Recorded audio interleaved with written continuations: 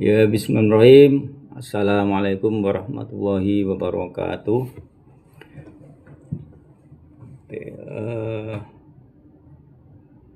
Puji syukur kita panjatkan ya kepada Allah Subhanahu wa taala. Salawat salam kita haturkan kepada suri teladan kita ya, kepada pemimpin kita yakni Rasulullah SAW. Semoga kita termasuk umat beliau yang kelak akan beliau beri syafaat ya di hari kiamat nanti. Amin ya rabbal alamin.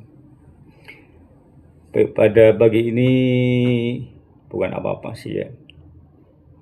Cuman ingin berbagi ini saja kali ya, mengenai ketenangan mungkin ya, ketenangan hati itu jiwa gitu ya, kaitannya dengan interaksi kita dengan Al-Quran gitu, interaksi kita dengan Al-Quran. Nah mungkin maksudnya apa ya, maksudnya saya begini itu apa ya. Jadi kalau kita tengok orang-orang yang udah sukses berhasil ke duniaannya ya, ada yang bisnisnya sangat sukses, punya harta puluhan bahkan ratusan miliar, mungkin triliunan. Ada juga yang berhasil investasi saham ya, yang sukses berlipat-lipat nilai investasinya ya. Itu. Nah, pada akhirnya kata orang-orang itu ya, pada akhirnya kekayaan itu hanya sekedar angka. Ya. Misalnya yang punya investasi triliunan ya, dengan naik pun dia itu angka. Mungkin hatinya senang ya, misalnya hartanya 100 miliar bisa menjadi 200 miliar misalnya, atau 1 triliun menjadi 2 triliun, itu angka itu. Dia secara manusiawi pasti senang, lumrah, karena dengan harta itu bisa untuk bersenang-senang, kan? Bersenang-senang. Cuman saya pernah nyimak seorang investor saham yang sukses itu, pada akhirnya kekayaan itu kan ditaruh di, kalau tabungan di buku rekening ya kan, itu ya akhirnya hanya angka ya, hanya angka. Tidak bisa juga kita konsumsi semuanya angka-angka itu kan untuk memenuhi kebutuhan, karena kebutuhannya nggak seberapa gitu kan gitu. Tapi kita bukan berarti bukan dalam pengertian menjelekkan orang kaya, enggak. Orang kaya sangat bagus kan, sangat bagus. Dia bisa untuk, kalau kebaikan ya, dia bisa untuk, mungkin kalau muslim, untuk sering mengunjungi Mekah Madinah ya, haji maupun umroh, bisa membangun masjid mungkin ya, apalagi ya, mungkin bisa meringankan beban saudara-saudaranya kan, karena orang miskin kemana lagi kalau nggak dibantu orang kaya gitu. Sebentar nih, kamarnya belum nyalain AC-nya.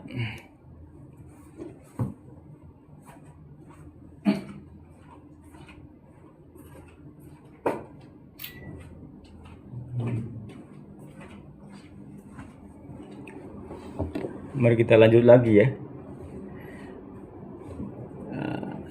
Jadi seperti itu. Orang-orang kaya itu bukan jelek, tapi orang kaya juga tidak selamanya enak, karena dia itu terbebani untuk menjaga asetnya, sehingga menyita pikirannya, mungkin ya mengurangi jam tidurnya,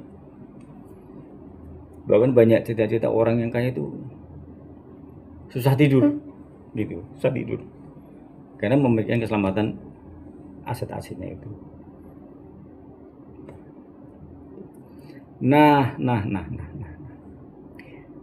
bagi kita orang Islam nih, orang Islam ini sudah disuguhi oleh Allah, ya, obat penenang, obat ketenangan, baik bagi yang kaya maupun bagi yang tidak kaya, yakni dengan melafazkan Al-Quran. Ya, orang yang mungkin sedang tidak punya harta, dia bisa curhat ke Allah, bisa berdua menangis dengan cara membaca Al-Quran. Kemudian hati jadi tenang, walaupun mungkin tetap kemiskinan mungkin, tapi dia lekat dengan Allah, ya benar kan? Dan dia jadi tenang karena yakin, masa Allah akan menelantarkan saya sih, gitu ya. Masa Allah akan menelantarkan anak-anak saya sih, kira-kira gitu ya. Ya dengan lantaran rutin membaca Al-Quran itu, dan membacanya harus yang sesuai tuntunan, sesuai dengan ilmunya kan gitu. Nah orang kaya juga sama. Orang kaya yang rutin membaca Al-Quran itu hatinya lebih tertaut ke sini, ke Al-Qurannya, tapi juga mungkin juga tetap menjaga aset-asetnya, tapi hatinya nyantolnya ke Al-Quran. Nah orang biasa mungkin gini ya, saya ingin membaca Al-Quran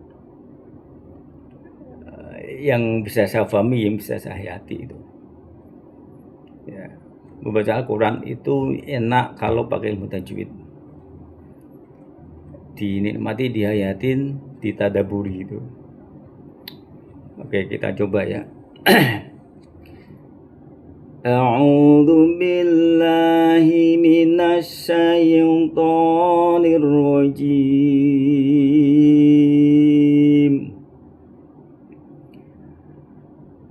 Bismillahirrahmanirrahim. Alhamdulillahi rabbil alamin.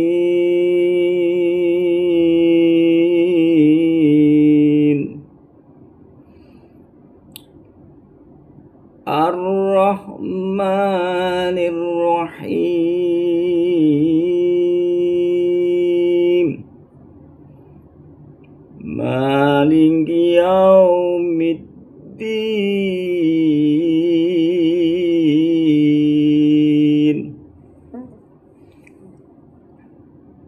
Iyyaka na'budu wa iyyaka nasta'in.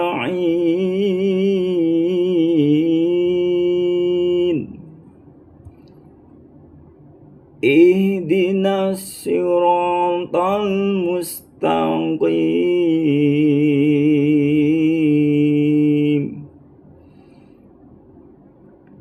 Siratal ladzina an'amta 'alaihim ghairil maghdubi 'alaihim waladdallin. Amin. Ya, tadi saya membaca surat Al-Fatihah. Ya karena surat Al-Fatihah ini harus dibaca dengan benar ya, sesuai dengan kaidah ilmu tajwid. Juga kita mentadaburi sekalian isinya ya, menghayati isinya sehingga membacanya terasa nikmat itu. Nah, poinnya adalah membaca Al-Quran ini nikmatnya. Sudah pada titik itu belum kita membaca Al-Quran. Nah, kalau kita sudah mencapai titik nikmat membaca Al-Quran, itulah dia akan bersama kita terus bacaan-bacaan itu sampai nanti kita meninggal dunia. Benar nggak? Dan dia itu ada melekat di diri kita, bacaan itu akan menemani kita terus nanti sampai di malam kubur, sampai nanti di